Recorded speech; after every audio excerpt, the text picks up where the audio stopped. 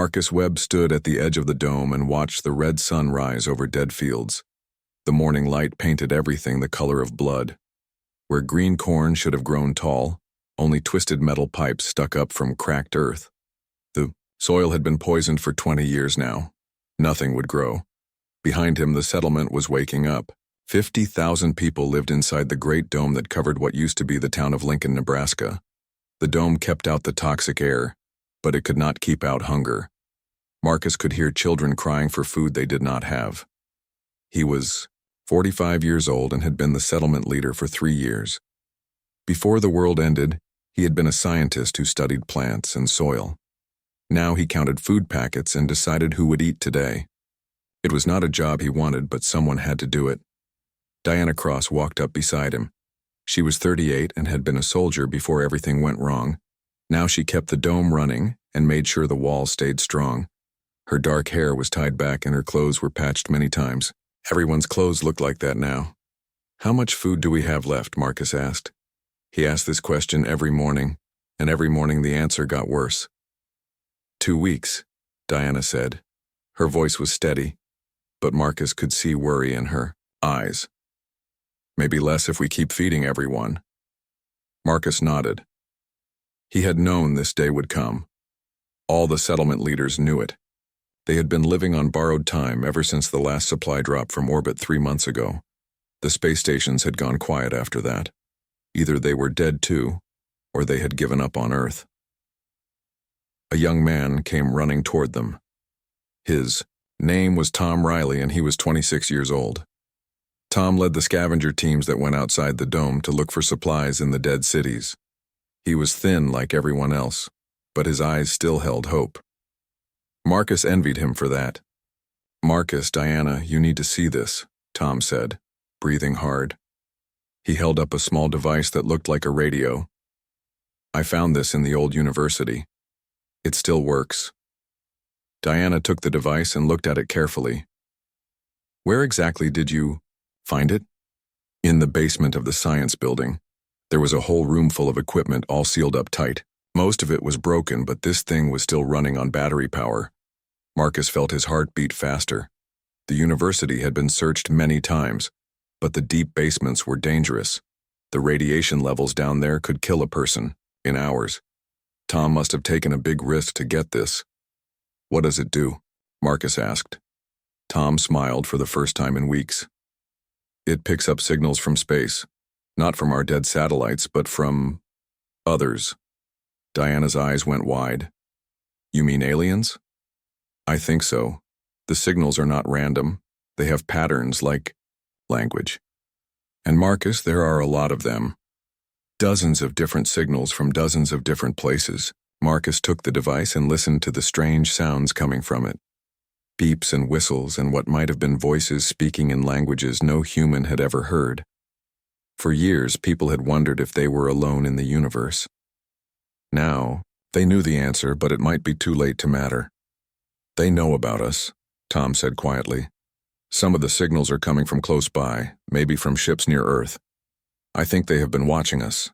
"If they know about us, why have they not helped?" Diana asked. "We sent out radio calls for help for years. The whole world was dying and they just watched." Anna Blake appeared at Marcus's shoulder. She was 32 and one of the smartest people in the settlement. Before the world ended, she had worked with tiny living things called bacteria and viruses. Now she tried to create new kinds of food in her small laboratory. Her experiments had kept them alive longer than they should have been. "I heard what Tom found," Anna said. "I have been thinking about this for a long time. Why would aliens just watch us die?" "Maybe they do not care about us," Diana said. "Maybe we are like insects to them." Anna shook her head. "No, I think it is something else. I think they are waiting for us to die so they can take our planet." The four of them stood in silence, thinking about this. It made horrible sense. Earth was still a good planet underneath. All the poison and death. The oceans were still there. The air could be cleaned. The soil could be healed given enough time. For aliens who lived among the stars, Earth would be a prize worth waiting for. "How long do they plan to wait?" Marcus asked. "Not long," Tom said. I have been listening to the signals for hours. They are getting stronger. I think more ships are coming. Marcus looked out at the dead fields again. For 3 years he had told his people to hold on, to keep fighting, to believe that somehow they would survive. He had lied to them and to himself. There was no way to survive with no food and no help coming. But now something had changed. The aliens thought humanity was finished. They thought humans were just going to lie down and die like good little victims. They were wrong. Tom, can this device send signals as well as receive them? Marcus asked. I think so, but the range would not be very far. Far enough to reach the other settlements? Tom nodded. Probably. Marcus made his decision. We are not going to die quietly. If the aliens want our world, they can have it. But we are not going to be here when they come to take it. Diana stared at him. What are you talking about? I am talking about leaving. All of us. Every human being left, alive on this planet. Leave and go where? Anna asked. We do not have ships that can travel to other stars. Then we will build them, Marcus said, or find them, or steal them. I do not care how we do it, but we are not going to sit here and starve while aliens count the days until we are gone. The 3 of them looked at him like he had lost his mind. Maybe he had. But as Marcus stared out at the poisoned world that had been his home, he felt something he had not felt in years. He felt anger, clean and hot and pure. Humanity had survived ice ages and plagues and wars and disasters that should have killed them all. They had climbed out of caves and built cities and touched the stars. They were not going to end as a footnote in some alien history book. Call a meeting, Marcus told Diana. Everyone in the settlement. Tonight. What are you going to tell them? Marcus smiled, and it felt strange on his face. I am going to tell them the truth. We are all going to die if we stay here. But if we leave, if we run toward the stars instead, of waiting for death, maybe some of us will live. As the red sun climbed higher into the poisoned sky, Marcus Webb began to plan the greatest escape in human history. The meeting hall was packed with people. Every seat was filled and more people stood along the walls. Marcus Webb had never seen so many faces looking at him with such hope and fear at the same time. These were the last people on Earth, and they all knew it. Marcus stood on the small stage and looked out at his people. There were farmers who had no farms, teachers who had no schools, and doctors who had no medicine. There were children who had never seen a green tree, and old people who remembered when the world was alive. 3 months ago we had food for 6 months, Marcus began. His voice carried clearly through the dome's speakers. 2 weeks ago we had food for 1 month. Today, we have food for 2 weeks. The crowd was silent. They had all known this was coming, but hearing it said out loud made it real. But that is not why I called this meeting, Marcus continued. Tom Riley has discovered something that changes everything. Tom, show them what you found. Tom walked up to the stage carrying the alien radio device. He held it up so everyone could see, then turned up the volume. Strange sounds filled the hall. Beeps and clicks and what sounded like voices speaking in impossible languages. These are alien signals, Tom said. There are ships out there watching us. They have been watching us for years while we died. A woman in the front row stood up.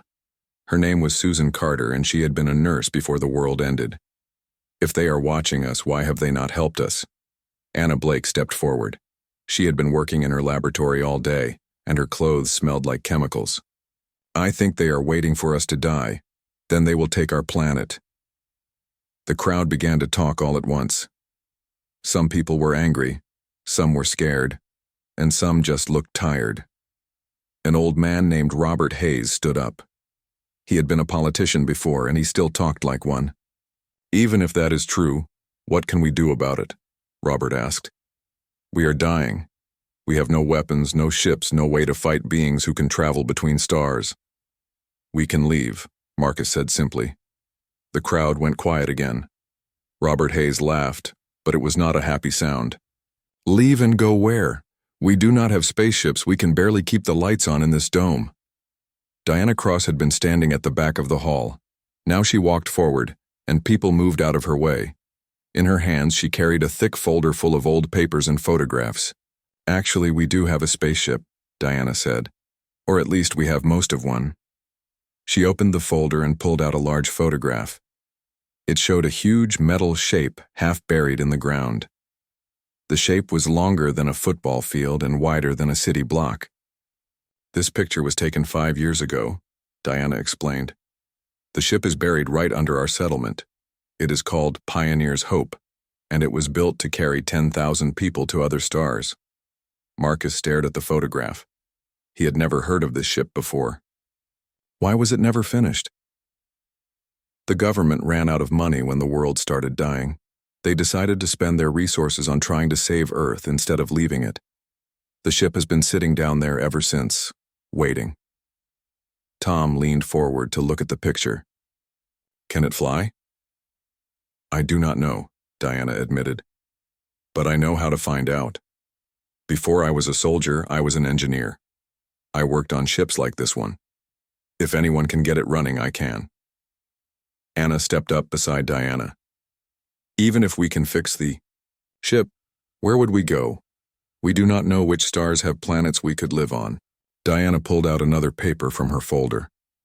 "The ship's computers have star charts and information about nearby solar systems. The original plan was to travel to a system called Kepler 442. Long-range scans showed it might have planets suitable for human life." "Might have," Robert Hayes said. "You are asking us to risk everything on might have." Marcus looked out at the crowd of faces. These people had trusted him to keep them safe, and he had failed. Their children were hungry, and there was no food left to give them. In 2 weeks, they would all start to die.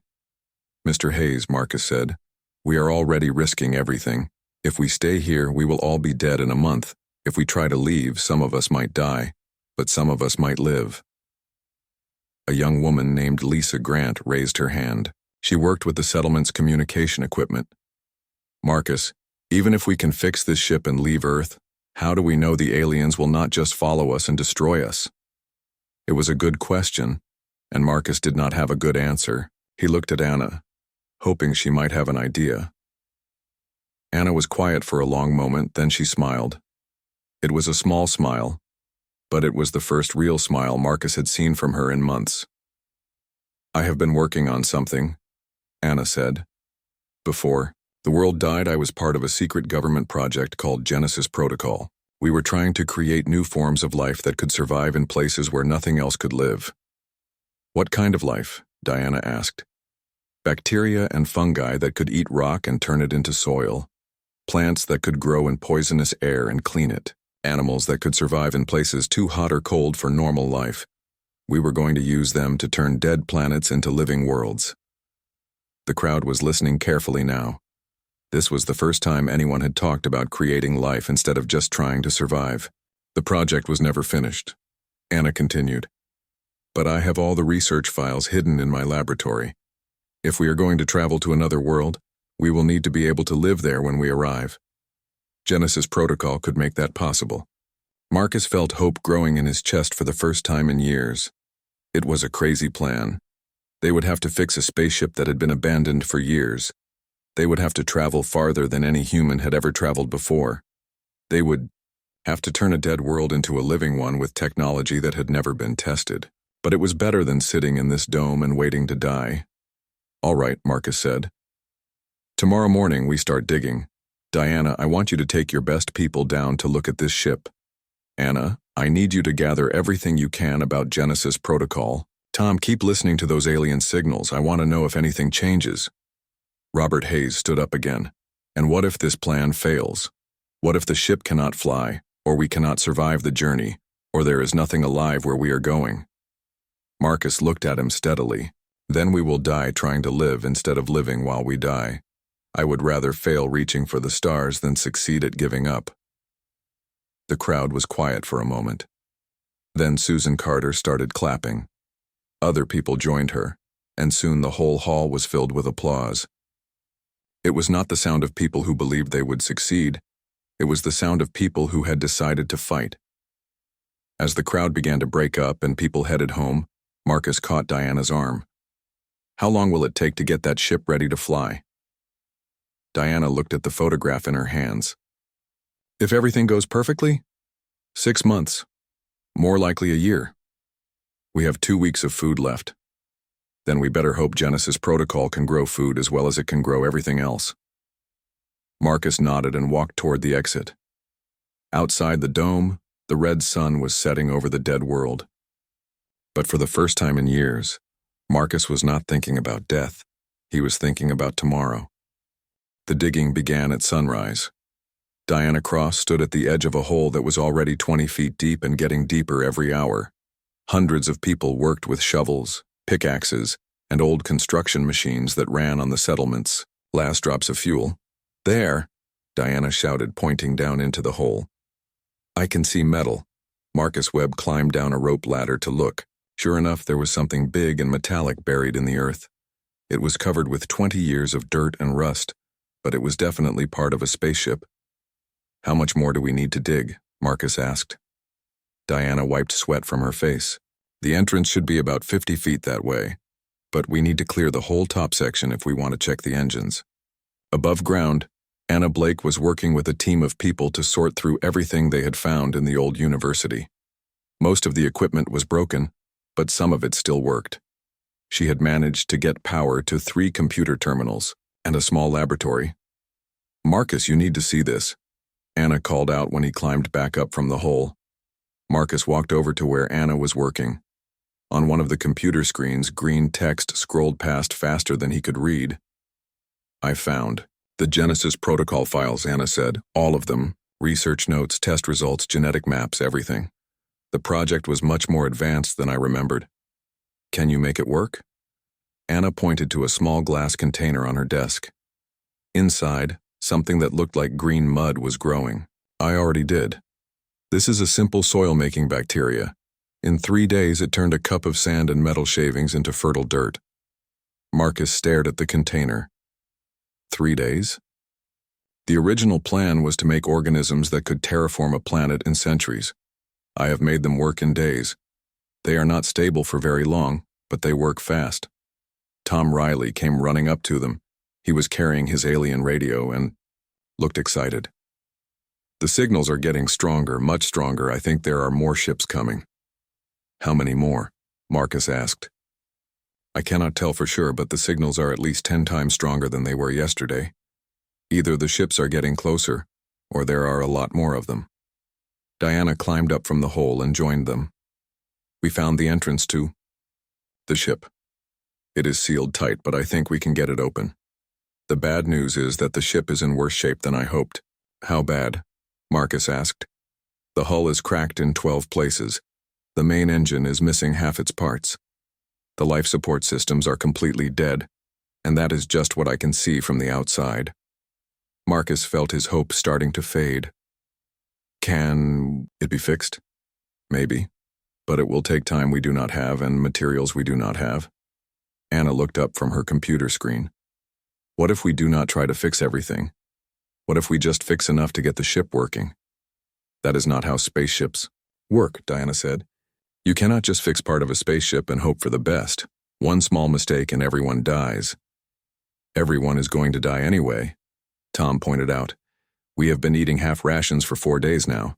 People are getting weak." Marcus looked around at his people. Tom was right. The settlement was running out of everything. Food, fuel, medicine, hope. Children were crying all the time now. The old and sick were starting to die. "How long would it take to make the ship barely flyable?" Marcus asked Diana. "If we strip out everything that is not absolutely necessary, if we ignore safety protocols and cut every corner possible, maybe 2 months."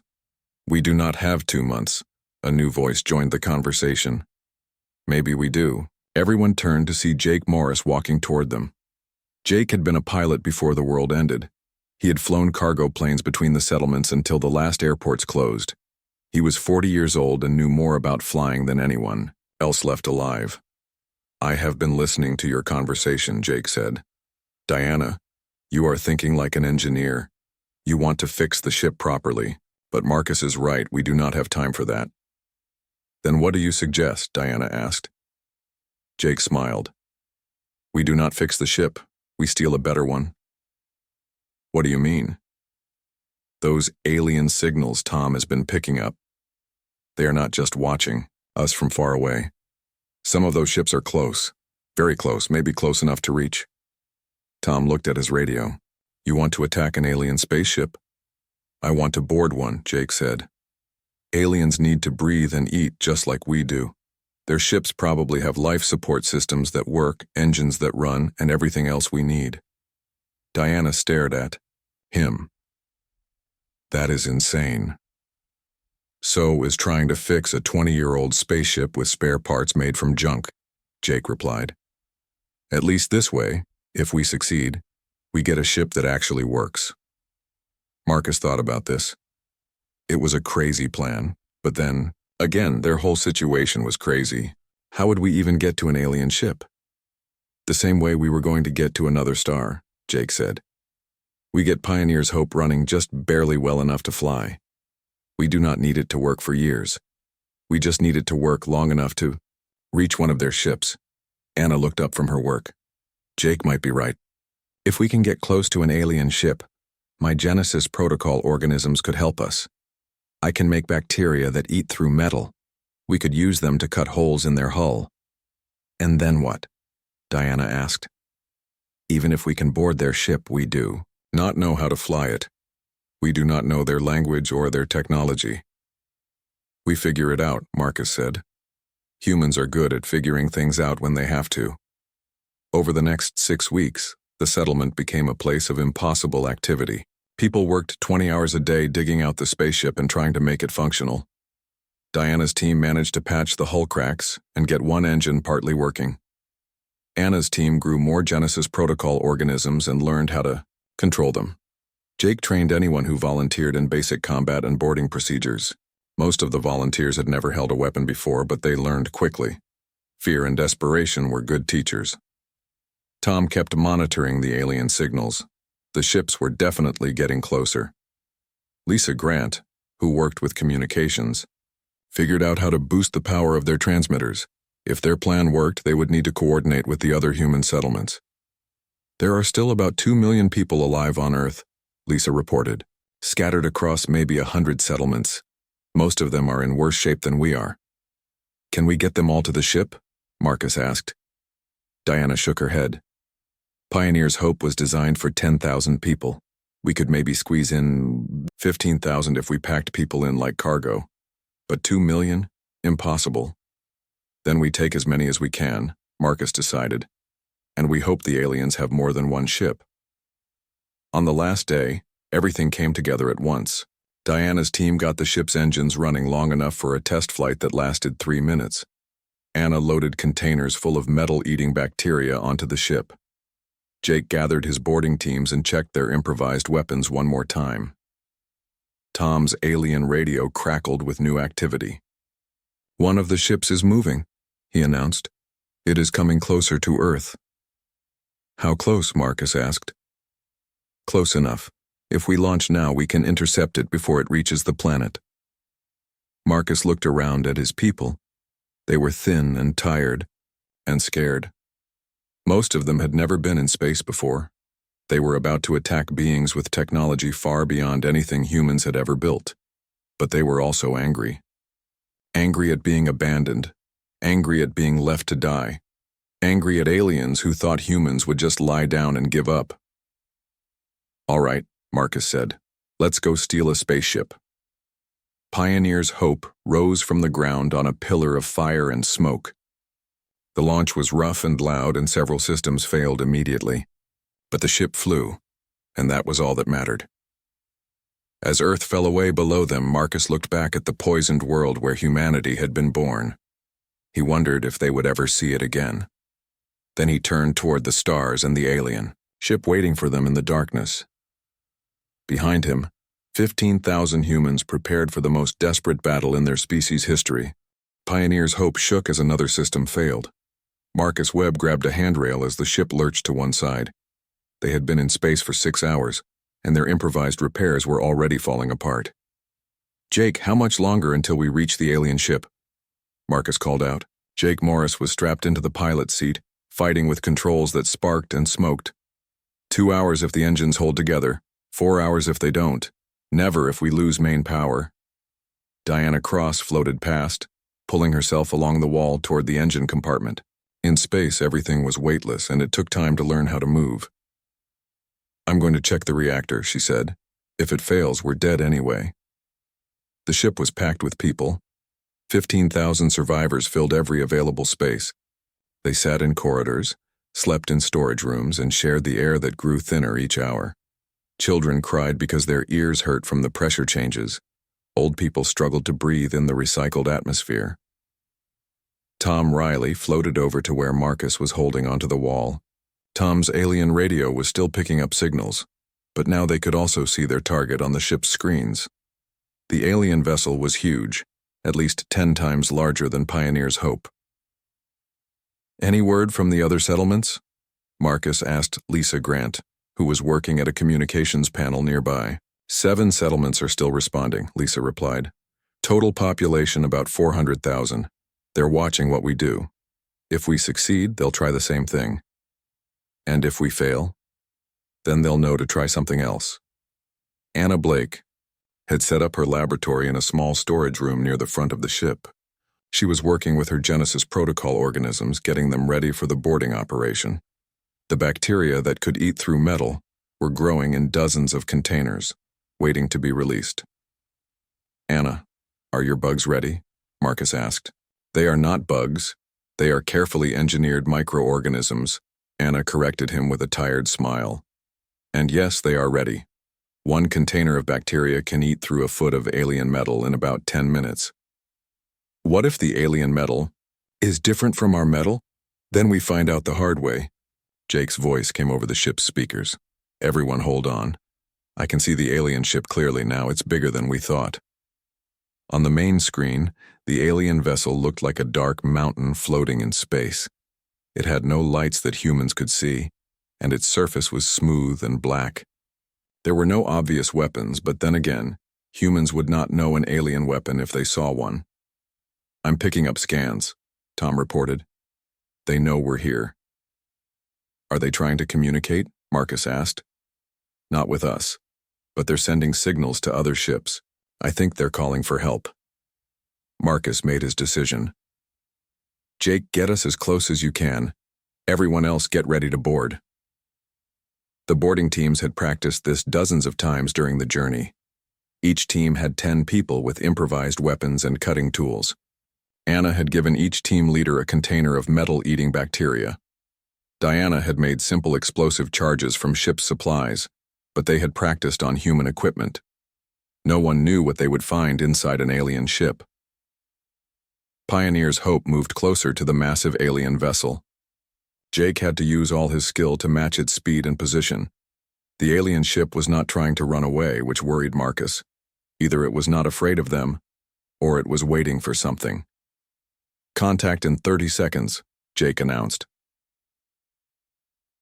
Marcus floated near the main airlock with the first boarding team. His heart was beating so fast he could hear it in his ears. He had never been a soldier, but today he would have to fight for his species. Remember, he told his team, we are not trying to destroy their ship. We need it to work. Try not to break anything important. Diana's voice came through their radios. I've attached the cutting charges to their hull. Anna's bacteria are eating through the outer layer. We should have a hole in 5 minutes. Any sign they're fighting back? Marcus asked. Nothing yet. Maybe they do not know how to fight something as small as us.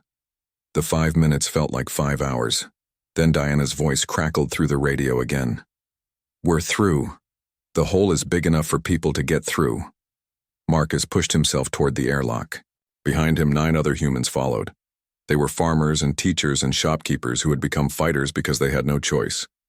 The hole in the alien ship's hull led into a dark corridor. Marcus turned on his flashlight and saw walls made of smooth black material. The air was thick and humid, and it smelled like flowers mixed with metal. The atmosphere is breathable, reported Beth Stone, who had been a paramedic before the world ended. She was checking the readings on a small device. Oxygen, nitrogen, water vapor. We can breathe in here, The team moved carefully through the alien ship. The corridors were wide and tall, built for beings larger than humans. Strange lights flickered along the walls, and the floor felt soft under their feet. "I hear something," whispered Alex Turner, a young man who had volunteered for the mission because his whole family was dead. "Sounds like voices." They followed the sound through a maze of corridors until they reached a large open room. Inside, 3 alien beings stood around a control panel covered with lights and symbols. The aliens were tall and thin, with gray skin and large eyes. They turned to look at the humans with expressions that might have been surprise. "Hello," Marcus said, feeling foolish. "We are humans from Earth." One of the aliens made a sound like wind blowing through leaves. The control panel lit up with more symbols, and suddenly Marcus could understand what the alien was saying. "You should be dead," the alien said in a voice that sounded like music. "Your species was supposed to die out months ago." "We do not die easily," Marcus replied.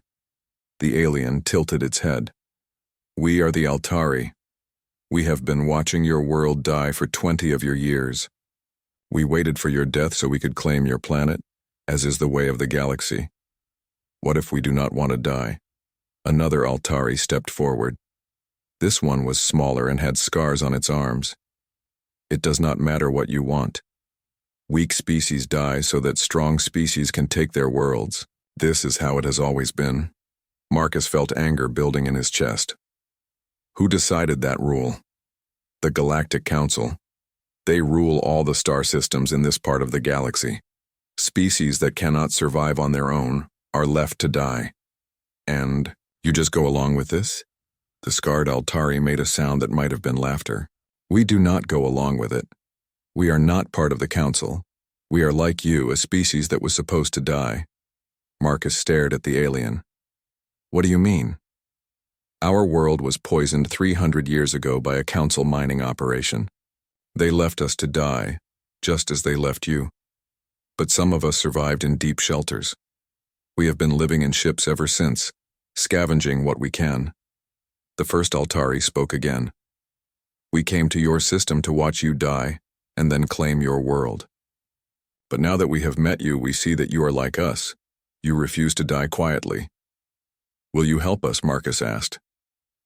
The Altari looked at each other and had a quick conversation in their musical language. Then the scarred one spoke to Marcus. "Your ship is falling apart.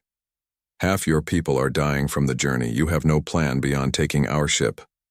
"That is correct. And you still think you can survive?" "We have to try." The Altari made that laughing sound again. "You are either very brave or very stupid. Perhaps both. Yes, we will help you. But not here. The council ships will come looking for us soon. We must go to a place where we can work together." "Where?" "Our old world. It is dead, but it is hidden. We can land there and plan what to do next." Over the next few hours, the Altari helped transfer all 15,000 humans to their ship. The alien vessel was much larger and more comfortable than Pioneer's Hope. It had food-making machines, water recyclers, and medical equipment that could heal injuries humans did not even know they had. Marcus stood on the bridge of the Altari ship and watched Pioneer's Hope drift away into space. The old human ship had done its job. It had gotten them this far. But now they needed something better. "How long will it take to reach your world?" Marcus asked the scarred Altari, whose name was something like Kethvel. "7 of your days. Long enough for us to learn about each other." As the stars streamed past outside, Marcus thought about what they had accomplished. They had escaped Earth. They had made contact with aliens. They had found allies who understood their situation. But the hardest part was still ahead. They had to find a way to survive in a galaxy that wanted them dead. The Altari home world looked like Earth might look in 100 years. The sky was yellow instead of blue, and the oceans were red instead of green. Nothing moved on the surface except dust blown by toxic winds. It was a world that had died slowly and painfully. Marcus Webb stood in the observation room of the Altari ship and watched as they descended toward the planet.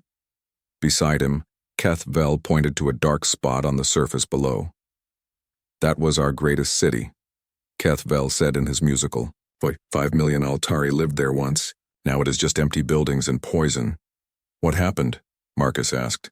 The Galactic Council found rich metals under our world. They said we were too primitive to mine them properly. They moved us to camps and brought in their machines. Diana. Cross floated over to join them. She had been working with Altari engineers to understand their technology. How long did the mining last? 50 years, Kethvel replied. When they had taken everything valuable, they left. The chemicals from their mining had poisoned our air and water. Most of us died within 10 years. Anna Blake looked up from the container she was carrying. Inside, her Genesis protocol bacteria were growing and changing. My organisms might be able to clean this world. They were designed to turn poison into soil. Kethvel's large eyes widened. You can bring life back to dead worlds? We think so. We have never tried it on a whole planet before. The ship landed in what had once been a spaceport. The buildings were still standing, but they were covered with strange growths that looked like metal coral. The air outside was too poisonous for humans to breathe, but the Altari had suits that could protect them. Over the next few days, humans and Altari worked together to set up a base camp. The aliens showed humans how to use their technology, and the humans shared their knowledge of biology and engineering. Beth Stone, who had been trained as a paramedic, worked with Altari doctors to treat sick and injured humans. The alien medical equipment could heal wounds in minutes and cure diseases that would have killed people on Earth. This is amazing, Beth told Marcus. Their machines can repair damage to human organs. They can even fix genetic problems. Jake Morris was learning to pilot Altari ships. The alien vessels were faster and more powerful than anything humans had ever built, but they used completely different control systems. It is like learning to fly with your mind instead of your hands, Jake explained. The ship responds to thoughts and emotions as much as physical controls. Tom Riley had been working with Altari communication specialists to decode more alien signals. They had discovered that the galaxy was full of species like humans and Altari, weak races that the Galactic Council had abandoned to die. There are hundreds of dead worlds out there, Tom reported, and signals from maybe 20 species that are still alive but hiding.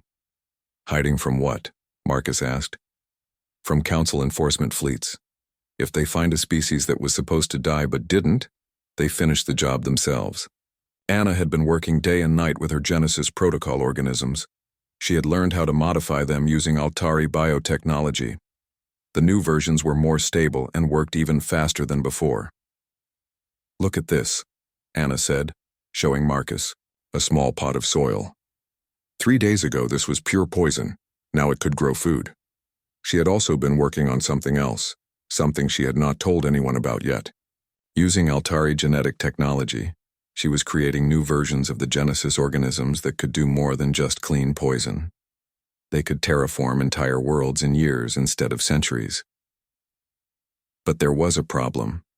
The organisms were so powerful that they could be dangerous if they were not controlled properly. In the wrong hands, they could destroy worlds instead of saving them. Marcus was meeting with the Altari leaders in what had once been the planet's government center. The building was huge and empty, with walls covered in symbols that told the story of a dying civilization. We need to make a decision, said Velkara, the oldest surviving Altari. Our scouts have detected council ships moving toward this system. They will be here within 1 of your months. Can we fight them? Diana asked. No, Kethvel said simply. 1 council battleship has more firepower than all of our ships combined. We are scavengers and survivors, not warriors. Marcus looked around the room at his people and his new allies. They had come so far, but they were still running from enemies who wanted them dead. What if we don't fight them? Marcus said slowly. What if we make it so they don't want to fight us? What do you mean? Velkara asked. Marcus turned to Anna. Your Genesis protocol organisms. How fast could they terraform this world? Anna thought for a moment. With Altari biotechnology helping? Maybe 6 months to make the air breathable, a year to bring back the oceans, 2 years to make it fully alive again. And could you make organisms that work on other worlds, worlds that are already alive? Anna's eyes widened as she understood what Marcus was thinking. You want to threaten them. I want to give them a choice. They can leave us alone, or we can do to their worlds what they did to yours." Kethvel made a sound like wind chimes. "That is a dangerous game, Marcus Webb. If you threaten the Council, they will not just send one battleship. They will send a fleet. Then we make sure we are not here when the fleet arrives." Over the next few weeks, humans and Altari worked together on the most ambitious project either species had ever attempted. They began terraforming the dead world while simultaneously preparing to leave it. Anna's enhanced Genesis organisms spread across the planet's surface like a green wave. Where they went, poison became soil, dead rock became fertile ground, and toxic air became breathable atmosphere. Diana worked with Altari engineers to build new ships, vessels that combined human engineering with alien technology. The new ships were faster and tougher than anything either species had built alone. Jake trained pilots from both species to fly the new ships. Lisa Grant and the Altari communication specialists worked together to send messages to the hidden surviving species, scattered across the galaxy. "We are not alone," Lisa reported. "There are 23 species that survived when they were supposed to die. Most of them are hiding on dead worlds like this one." "Are they willing to work together?" Marcus asked. "Some are. Others are too scared. But word is spreading. For the first time in centuries, the abandoned species are talking to each other."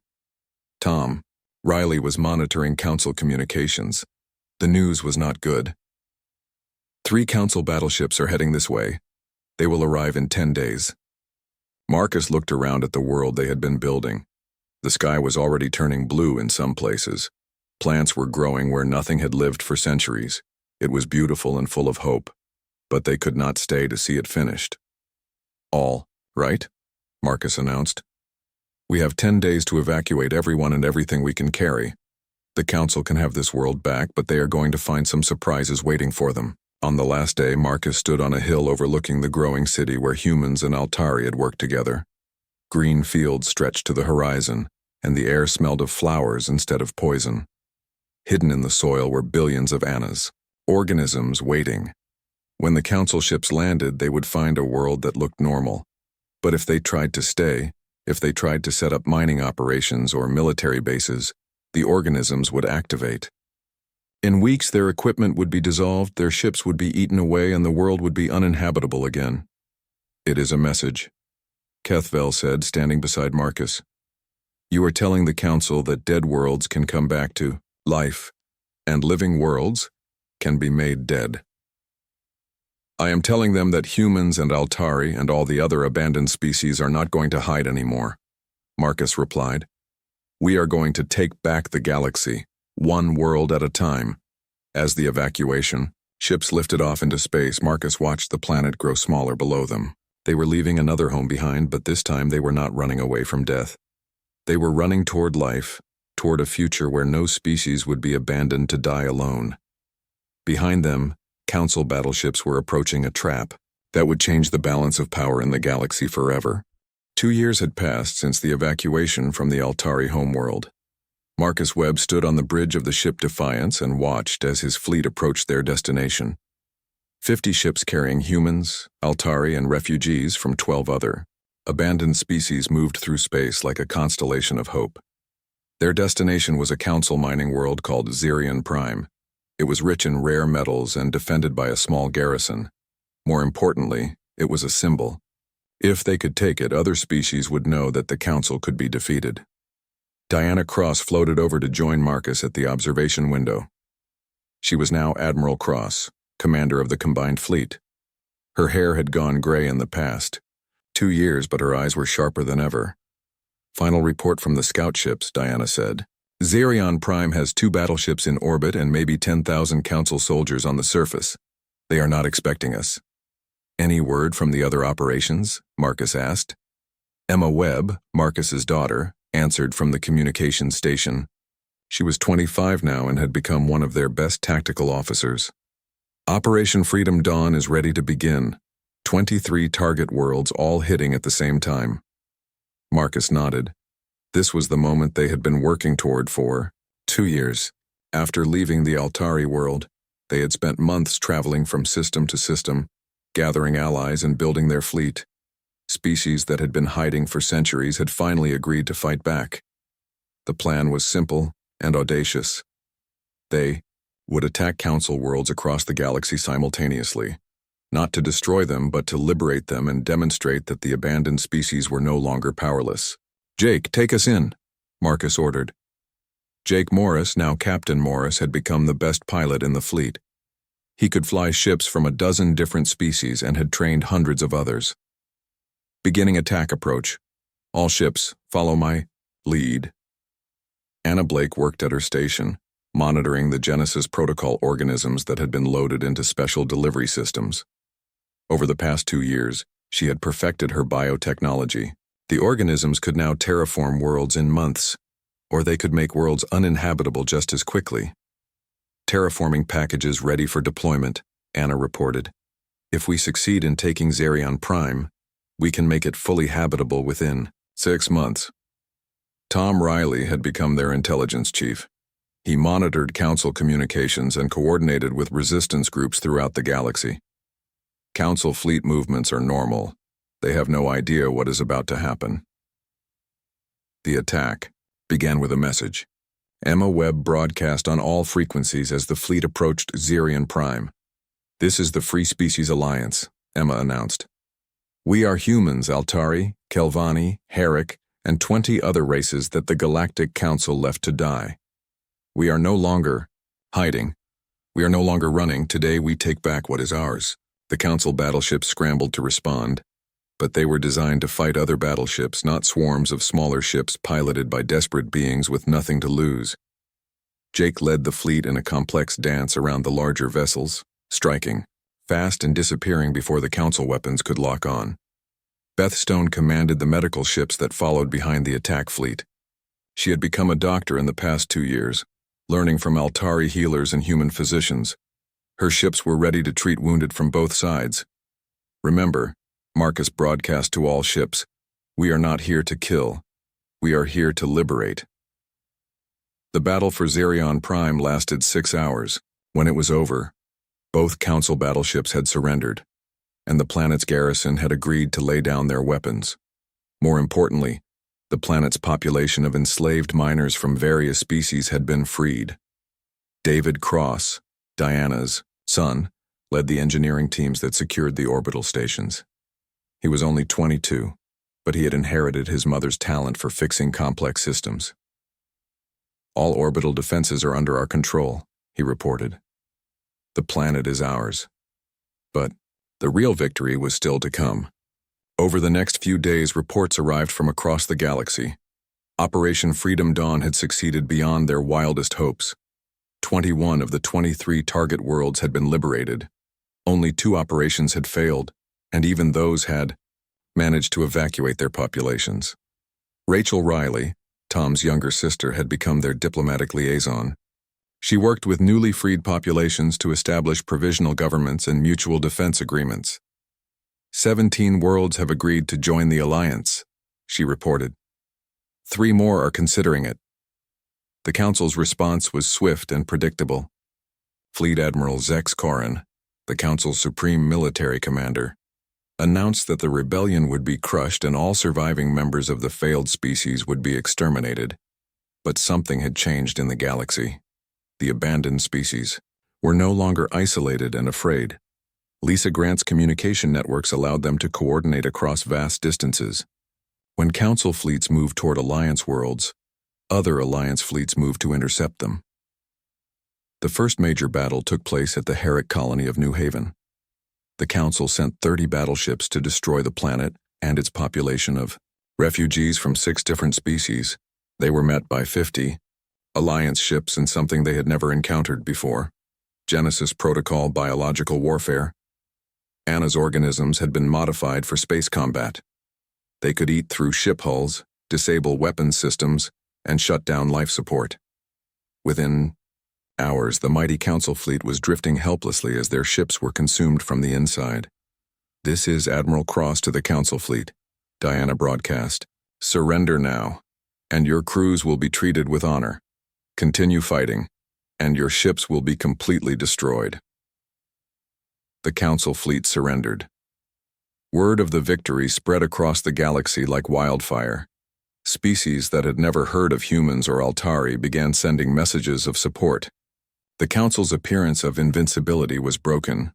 Marcus was in his quarters aboard Defiance when Emma brought him the latest intelligence reports. His daughter had grown into a remarkable leader, combining her father's determination with her mother's wisdom. "Dad, you need to see this," Emma said.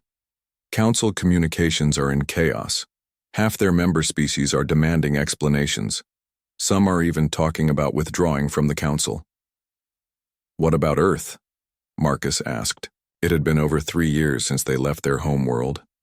"Our long-range scouts finally reached the Sol system," Emma replied, smiling. "Earth is recovering. The Genesis organisms we left behind have been working. The atmosphere is cleaner, the soil is healing, and the remaining human settlements are growing." Marcus felt tears in his eyes. After all this time, after everything they had been through, their home world was healing. "There is more," Emma continued. "The other human settlements have been busy. They have built ships of their own and established colonies on Mars and the moons of Jupiter. Earth's population is back up to 50 million and growing." A year later, Marcus stood on the observation deck of Freedom Station, the Alliance's new capital. The station orbited a beautiful blue-green world that had been terraformed using Genesis protocol technology. Through the windows, he could see ships from dozens of different species docking and departing. The galaxy had changed. The Galactic Council still existed, but it was no longer the supreme authority. The Free Species Alliance controlled nearly 100 worlds and had defensive pacts with many more. Species that had been enemies for centuries were working together. Anna Blake had become the director of the Terraforming Institute. Her Genesis protocol organisms had restored life to 37 dead worlds and were being used to improve conditions on hundreds more. Diana Cross commanded the Alliance fleet, which now included ships in